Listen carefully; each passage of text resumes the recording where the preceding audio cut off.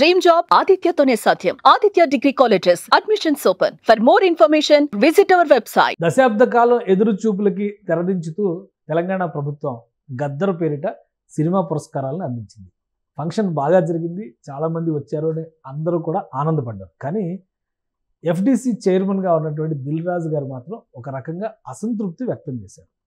పిలిచినా కానీ రాని వాళ్ళు ఎవరు, అసలు పిలవకుండా వదిలేసిన వాళ్ళు ఎవరు, సినిమా పరిశ్రమ ప్రభుత్వాల పట్ల ఎందుకు ఇంత నిర్లిప్తంగా వ్యవహరించాల్సిన పరిస్థితి వస్తుంది, ఎఫ్డిసి చైర్మనే తన ఆవేదన వ్యక్తం చేయాల్సిన పరిస్థితి ఎందుకు వచ్చింది, విశ్లేషించే ప్రయత్నం చేద్దాం. మనతో పాటు సీనియర్ జర్నలిస్ట్, ఫిలిం క్రిటిక్ ప్రభు గారు ఉన్నారు. ప్రభు గారు నమస్కారం. నమస్తే. అవార్డ్స్ ఫంక్షన్ కోసం చాలా ఎక్స్పెక్టేషన్స్ పెట్టుకున్నారు, ఇది జరుగుద్దా లేదా అనేటువంటి ప్రశ్నలన్నిటికీ ఒక ఆన్సర్ ఇస్తూ క్లియర్ కట్గా 10 ఏళ్ల పురస్కారాలు ప్లస్ 2024కి ఫుల్ ఫ్లెడ్జ్డ్ అవార్డ్స్ అనౌన్స్మెంట్ అంత బ్రహ్మాండంగా జరిగిందని అందరూ అనుకున్నారు. ఎందుకంటే వీడియోల్లో కూడా సీఎం గారు మాట్లాడడం కానీ, తర్వాత యాక్టర్స్ బాలకృష్ణ గారు వీళ్ళందరూ హడావుడి, అల్లు అర్జున్ రావడం, ఇవన్నీ చాలా సంతోషంగా అనిపించింది అందరికీ. దిల్ రాజు గారు ఈ స్టేట్మెంట్ ఎందుకు ఇచ్చారంటే అర్థం కాల. ఎవరు రాలేదు, అంత ఇంపార్టెంట్ పర్సనాలిటీస్ మిస్ అయిన వాళ్ళు లేదా అవార్డ్స్ తీసుకోవడానికి కూడా రాని వాళ్ళు, అంత తీరిక లేని వాళ్ళు ఎవరైనా ఉన్నారా? అంటే ఆ లిస్ట్ వాళ్ళు ఇంకా రిలీజ్ చేయలేదు. వాళ్ళు నేను ఎఫ్డిసికి ఫోన్ చేసి మాట్లాడటం జరిగింది. ఎవరెవరు రాలేదు, ఎందుకు ఈ స్టేట్మెంట్ దిల్ రాజు గారు ఇవ్వాల్సి వచ్చింది అనేటువంటి దాని మీద అడిగితే, జరిగిన ఫంక్షన్ మీద వచ్చిన అటెండెన్స్ మీద పూర్తి స్థాయి సాటిస్ఫాక్షన్ అయితే ఉంది. దిల్ రాజు గారు అసంతృప్తితో ఇచ్చినటువంటి స్ట్రాటజీ కాదు. ఎందుకంటే function grand success, there is no doubt about that. The way it is organised, the attendance point of వ్యూలో, ఆర్గనైజేషన్ పాయింట్ ఆఫ్ వ్యూలో గ్రాండ్ సక్సెస్, అందులో డౌట్ లేదు. ఇంకా కొద్ది మంది రాలేదు, అతి తక్కువ మంది. ఇంకోటి ఏంటంటే, ఇప్పుడు వచ్చిన వాళ్ళ అతిథులు, పిలిచిన అతిథుల్లో ఎవరు రాలేదు, వీళ్ళలో ఎవరు రాలేదు, అవార్డీస్లో ఎవరు రాలేదు. అవార్డీస్లో అందరూ ఆల్మోస్ట్ ఆల్ వచ్చేసినట్టే, ప్రముఖులందరూ.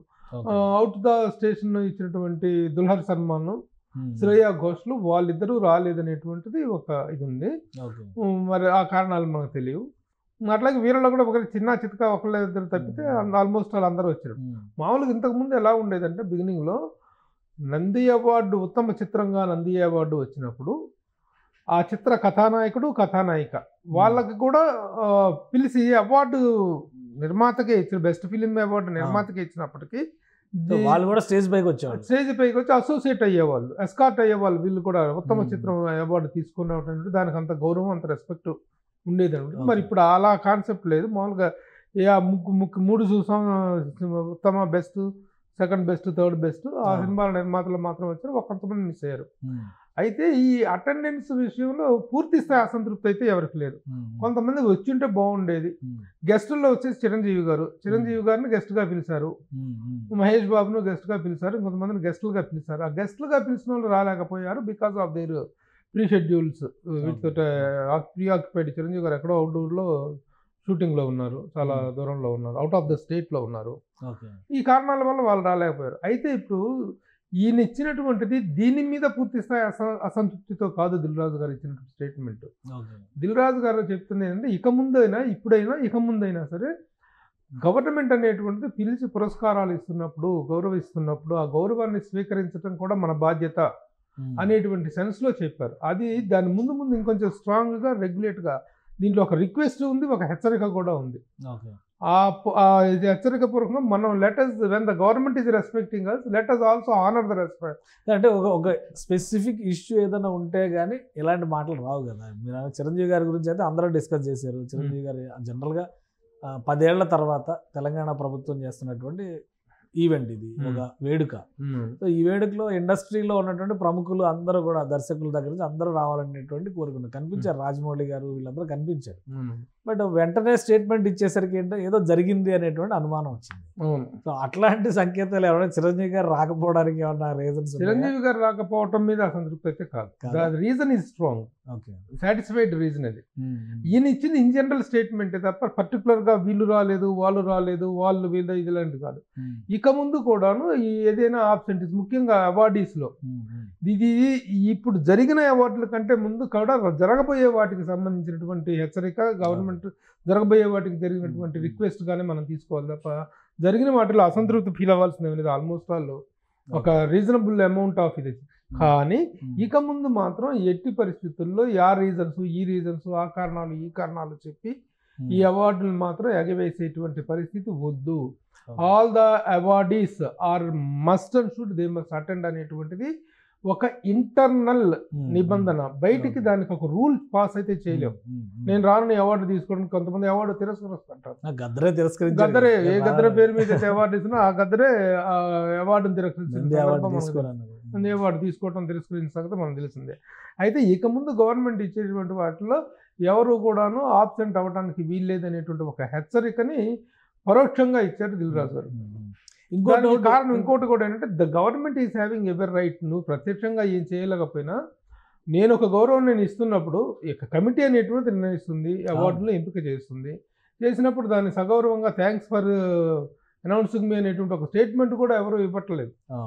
నిజంగా అవార్డ్స్ ఇంత అనౌన్స్ చేసిన వెంటనే ప్రతి ఒక్కళ్ళు కూడా థ్యాంక్స్ ఫర్ గివింగ్ మీ. అంటే ఇది ఒక్కటే రీజనా? నాకు ఇంకొక డౌట్ కూడా ఉంది. ఎందుకంటే అవార్డ్స్ ఫంక్షన్ అయిపోయిన మరుసటి రోజు ఆంధ్రప్రదేశ్ ప్రభుత్వంతో సినిమా ప్రముఖుల భేటీ మీటింగ్ ఉందని చెప్పని కూడా ఆహ్వానాలు వెళ్ళి వస్తున్నారని చెప్పన్నారు. సడన్ గా అది కూడా క్యాన్సిల్ అయింది. అంటే ఈ రెండింటిని దృష్టిలో పెట్టుకుని మాట్లాడారా? ప్రభుత్వాలు పిలుస్తుంటే స్పందించేటువంటి స్థితిలో సినిమా ఇండస్ట్రీలో ఉన్న ప్రముఖులు లేదా సినిమాల్లో ఉండేటువంటి హీరోలు, ముఖ్యంగా వాళ్ళే కదా అట్రాక్షన్.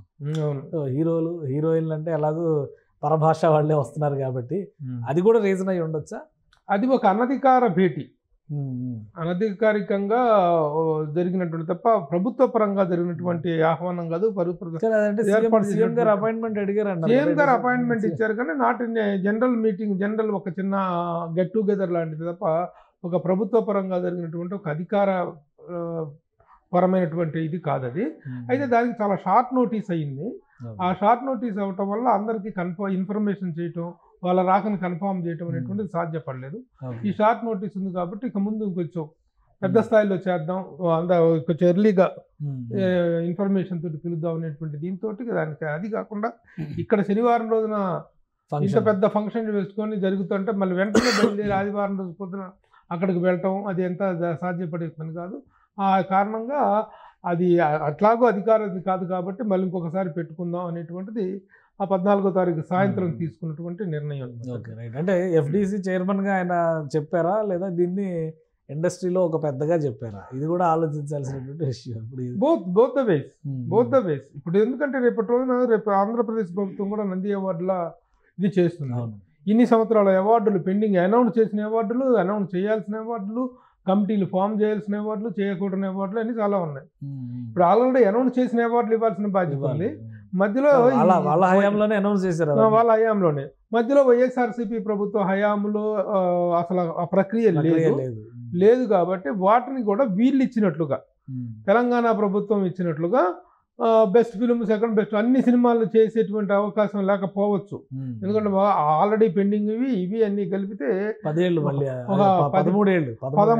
అవార్డులకి ఫుల్ ఫ్లెడ్జ్డ్ గా చేయాలంటే మాత్రం సాధ్యపడే వ్యవహారం కాదు. అదొక పెద్ద వారోత్సవం లాగా చేయాల్సి వస్తుంది. కాబట్టి వారోత్సవం కాదు, దశోత్సవం చేసినా సరే, దశదినోత్సవం చేసినా కూడా అవ్వదు. అది అంత ప్రక్రియ ఉంది అది సంవత్సరానికి. కాబట్టి ఎప్పుడైతే 16 వరకు అనౌన్స్ చేసిన 16 is the last announced list రెడీగా ఉంది. 17, 18, 19, 20, 21, 22, 23, 24, 25, 24 వరకు చేయాలి. 3, 4, 7 ఏళ్ళకి మొత్తం ఫుల్ ప్లెడ్జ్డ్ అవార్డ్స్ చేయాలంటే సాధ్యపడదు. కాబట్టి వీళ్ళు కూడా 2024 అవార్డ్స్ అనౌన్స్ చేసేసి మిగతా 6 సంవత్సరాలని పెండింగ్లో పెట్టి ఆల్రెడీ అనౌన్స్ చేసినట్టు ఇచ్చేసాడు. ఇది ఆ పద్ధతి అయితే కొంతవరకు జరుగుతుంది. అది నవంబర్లో ఆ ప్రక్రియ స్టార్ట్ చేస్తారనేటువంటిది ఉంది. ఏది ఏమైనా ఇప్పుడు దిల్ రాజు గారు చేసిన పోరాటం వెనుక ఉన్నటువంటిది ఇది ఏంటంటే ఒక ఆవేదన, సరైన ప్రాతినిధ్య లోపం అనేటువంటిది కనిపిస్తుంది ఇండస్ట్రీలో. మొన్న పవన్ కళ్యాణ్ గారు ఏమన్నారు, ఏదైనా సరే what ever that happens for film industry it must happen through proper channel, film chamber ద్వారా జరగాలి. టికెట్ల రేట్లు పెంచుకోవటం కానీ, లేకపోతే సినిమాకి ప్రభుత్వానికి మధ్య జరిగే చర్చలు కానీ, దాని తాలూకు ఇవి కానీ ఏదైనా త్రూ ప్రాపర్ ఛానల్ జరగాలన్నారు. మళ్ళీ మొన్న ఆ ప్రాపర్ ఛానల్ ద్వారా కాకుండా ఇండివిజువల్గా పిలిచినటువంటి ఇది కొంత కనిపించింది. అలా కాకుండా what ever that happens it must go through the proper channel through the associations అనేటువంటిది ఒకటి జరిగితే బాగుంటుంది. అలాంటి ఒక ప్రాతినిధ్య లోపాన్ని సరిదిద్దుకునేటువంటి అవసరం, చేసుకోవాల్సిన అవసరం ఇండస్ట్రీ మీద ఉంది. ప్రభుత్వం కూడాను ఏ ఏ కారణాల వల్ల, దేనివల్ల వీళ్ళకి కావాల్సినటువంటి ఏంటో ప్రభుత్వం కూడా పరిశీలించి తీసుకోవాల్సిన అవసరం ఉంది. ఇప్పుడు ఎఫ్డీసీ చైర్మన్ పదవి ఇంతవరకు ఏమీ తేలలేదు అక్కడ. అది ఎప్పుడు తేలుద్దో తెలియదు. అది జరిగితే కూడా కొన్ని విషయాలు స్ట్రీమ్ లైన్ అయ్యే అవకాశం ఉంటాయి. ఇప్పుడు నిన్న జరిగిన ఈ పోస్ట్పోన్మెంట్లు ఇట్లాంటివి జరిగేటువంటి అవకాశం లేకుండా ప్రాపర్ ఛానల్ ద్వారా వెళ్తే రిప్రజెంటేషన్ అనేటువంటిది పర్ఫెక్ట్గా ఉంటుంది అనేటువంటిది అభిప్రాయం ఉంది. కాబట్టి దిల్ రాజు గారు చెప్పిన దాంట్లో ఒక రిక్వెస్ట్ ఉంది, ఒక హెచ్చరిక ఉంది. ప్రభుత్వం నిజంగా చెప్తున్నాను, జస్ట్ కేర్లెస్నెస్ కారణంగా ఏంట్లే అనేటువంటి ఒక తేలిక భావంతో ప్రభుత్వం ఇచ్చే అవార్డుల్ని పురస్కారాలని తిరస్కరించడమో లేకపోతే గైర్హాజరు కావటం అనేటువంటిది మాత్రం కరెక్ట్ కాదు. ఒకవేళ ప్రభుత్వం చేయదలుచుకుంటే చాలా రకాలుగా ఇబ్బంది పెట్టగలదు. ఆ హెచ్చరిక కూడా దాంట్లో ఉంది. కాబట్టి బాధ్యతగా ఉండండి, లెట్ us be రెస్పాన్సిబుల్ అనేటువంటిది దిల్ రాజు గారి ఉద్దేశం. థ్యాంక్ యూ ప్రభు గారు విశ్లేషణ అందించడానికి. ఇది ప్రభుత్వాలు ఇచ్చేటువంటి గౌరవాలని స్వీకరించడంలో ప్రభుత్వాలని గౌరవించడం అనేటువంటి ఒక బాధ్యత కూడా ఉందని దిల్ రాజు గారు చెప్తున్నారు. ఆ నేపథ్యాన్ని అర్థం చేసుకుని గద్దర్ అవార్డ్స్ కావచ్చు, రేపు నంది అవార్డ్స్ కావచ్చు, ప్రభుత్వంతో వ్యవహరించే ముందర సినీ ఇండస్ట్రీలో ఉన్నటువంటి వాళ్ళందరూ కూడా కొంచెం అప్రమత్తతో ఉండాల్సిన అవసరం కనిపిస్తుంది. అలానే నంది అవార్డ్స్ ఒకేసారి నిర్వహించడానికి కూడా ఆంధ్రప్రదేశ్ ప్రభుత్వం సన్నాహాలు చేస్తుంది. బహుశా నవంబర్లో ఈ అవార్డ్స్ పంపిణీ కూడా ఉండే అవకాశం ఉందని ప్రభు గారు విశ్లేషిస్తున్నారు. ఇది special discussion. Keep watching. Suman టీవీలో మీ పర్సనల్ అండ్ బిజినెస్ ప్రమోషన్స్ కోసం కింది నెంబర్కి కాంటాక్ట్ చేయండి.